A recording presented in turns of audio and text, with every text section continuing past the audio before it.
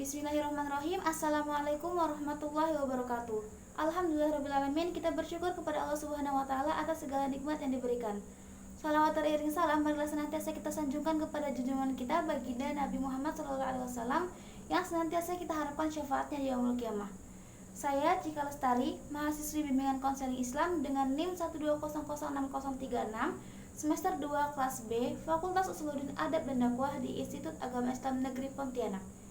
Pada video ini merupakan pemenuhan tugas akhir mata kuliah Psikologi Umum yang diampu oleh Ibu Bariyati MPD. Nah, di sini kita berbicara tentang psikologi. Apa yang ada di benak kalian tentang psikologi? Nah, jadi psikologi adalah tentang memahami seseorang dan emosi mereka dan mengapa mereka berpikir dan melakukan hal-hal tertentu. Jadi, secara garis besarnya, psikologi adalah salah satu bidang ilmu, pengetahuan, dan terapan yang mempelajari tentang perilaku, mental, fungsi mental, serta reaksi mental manusia melalui prosedur ilmiah. Baiklah, pada video kali ini saya akan membahas tentang psikologi dalam perspektif Islam. Nah, jadi di sini dalam perspektif Muslim, psikologi adalah studi tentang jiwa yang memastikan proses perilaku emosional serta mental dan aspek yang terlihat maupun yang tidak terlihat.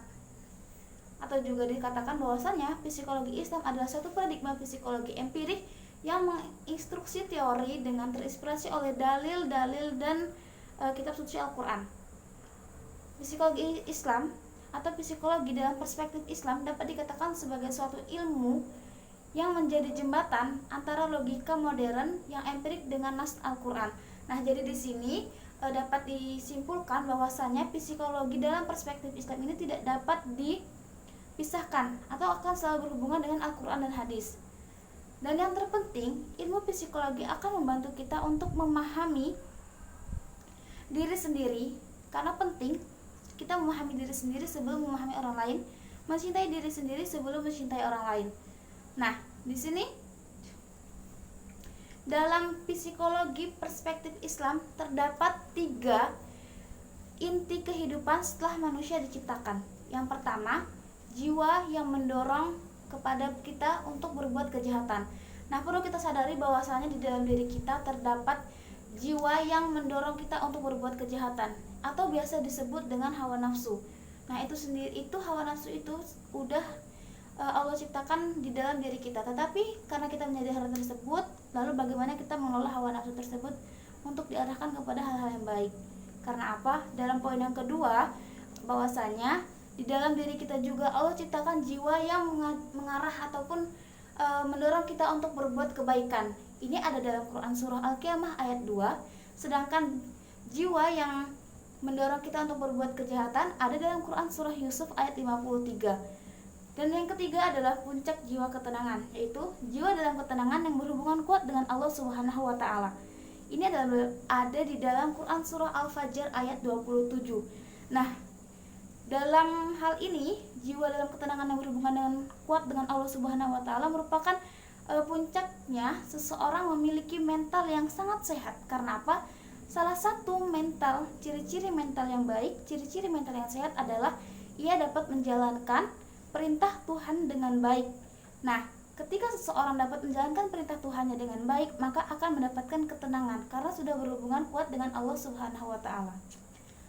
Baiklah, pada materi ini ada satu contoh kasus yang akan saya angkat, yaitu gangguan kesehatan mental.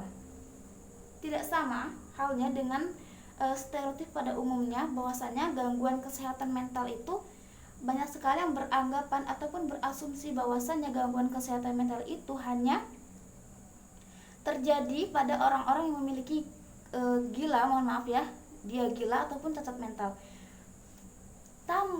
Namun pada kenyataannya gangguan kesehatan mental dapat dialami oleh semua orang, karena pada dasarnya apapun yang terjadi pada diri manusia ketika ia mengalami kecemasan, sedih, sehingga hal tersebut mengganggu dirinya atau bahkan mengganggu dirinya dengan lingkungan sosialnya, itu disebut dengan gangguan kesehatan mental. Nah, gangguan kesehatan mental ini bisa bersifat ringan ataupun bisa bersifat serius, bisa kita tangani sendiri atau membutuhkan penanganan seorang ahli. Namun perlu kita ketahui kenapa bisa terjadi gangguan kesehatan mental. Nah, para penelitian ilmuwan muslim menemukan bahwasannya gangguan kesehatan mental ini terjadi karena adanya jarak seseorang tersebut dengan Tuhannya. Oke, saat ini kita sedang pandemi. Kita harus jaga jarak dengan orang-orang di sekitar. Namun kita tidak boleh menjaga jarak dengan Allah Subhanahu wa taala. Dalam hal ini kenapa? Karena seseorang yang menjaga jarak dengan Tuhannya itu akan berpengaruh kepada kesehatan mentalnya. Karena apa? Allah sendiri telah berfirman dalam Quran surah Toha ayat 164 bahwasanya barang siapa yang berpaling dariku, maka aku akan memberikannya kehidupan yang sempit dan merasa tertekan, dan aku akan kumpulkan mereka pada hari kebangkitan buta. Nah, di sini jelas sekali Allah yang berfirman bahwasanya siapa yang berpaling maka dia akan memberikan rasa tertekan dalam kehidupannya. Nah, di sini bahkan dalam teori psikologi, dalam teori barat sendiri mengakui bahwa orang-orang spiritual atau orang yang menjalankan agama dengan baik itu cenderung mengalami ketenangan, kedamaian di dalam dirinya, happy, enjoy gitu ya menjalani kehidupannya, dan jauh dari sikap agresi dan depresi. Beda sekali dengan orang-orang yang tidak bukan orang spiritual gitu, orang yang tidak menjalankan agama dengan baik, ia cenderung merasa pesimis, merasa depresi, bahkan lebih mudah ya ketika mengalami permasalahan untuk agresi ataupun melukai dirinya sendiri. Nah, oleh sebab itu penting sekali bagi kita seorang muslim untuk menggunakan psikologi dalam perspektif Islam ini, karena ini mengacu kepada kita untuk selalu mendekatkan diri kepada Allah Subhanahu wa taala. Bahwasanya jelas sekali dalam Al-Qur'an juga dikatakan bahwasanya hanya dengan mengingat Allah hati menjadi tenang. Nah, tetapi perlu kita ketahui dalam psikologi perspektif Islam ini tujuan hidup manusia itu sendiri, karena banyak hal yang mempengaruhi kita untuk berbuat, untuk merasa apapun itu di dunia ini. Tetapi jika seorang muslim maka ia akan kembali memperjuangkan kehidupan akhir, yaitu akhirat ya. Karena di dunia ini kita sadari hanya sementara. Dan perlu kita ketahui bahwasanya tujuan hidup manusia ataupun tujuan manusia diciptakan di muka bumi ini terdapat dalam Quran surah Az-Zariyat ayat 56. Wa ma khalaqtul jinna wal insa illa ya'budun, dan tidaklah aku ciptakan jin dan manusia kecuali untuk beribadah kepadaku. Nah, di sini jelas sekali apabila kita seorang muslim mengetahui tujuan tersebut, maka ketika kita mendapatkan satu permasalahan dan apapun yang kita lakukan itu untuk ibadah kepada Allah Subhanahu wa taala.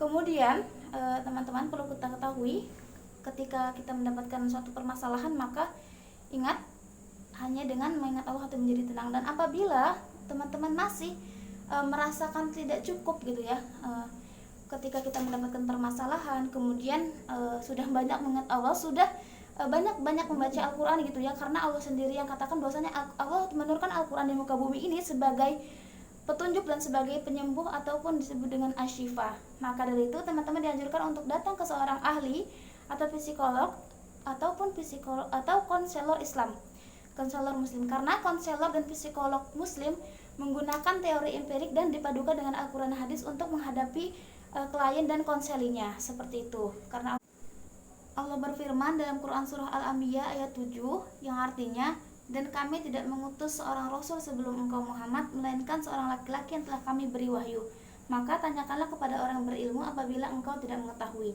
Nah, di sini juga dapat ditafsirkan atau dapat diartikan bahwasanya Allah itu memerintahkan kepada kita ketika kita tidak mengetahui suatu hal maka tanyakanlah kepada orang berilmu. Nah, di sini teman-teman bisa menanyakan kepada seorang psikolog ataupun kepada seorang konselor Islam untuk konsultasi terhadap permasalahan-permasalahan yang kalian hadapi, karena tidak ada suatu permasalahan yang tidak bisa diselesaikan begitu ya.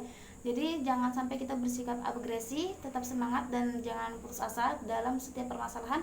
Tetap gunakan psikologi dalam perspektif Islam untuk menghadapi permasalahan kita. Oke? Demikian yang dapat saya sampaikan. Terima kasih banyak. Apabila terdapat kesalahan saya mohon maaf. Wallahu a'lam bishawab. Jangan lupa untuk like, komen, dan subscribe. Wassalamualaikum warahmatullahi wabarakatuh.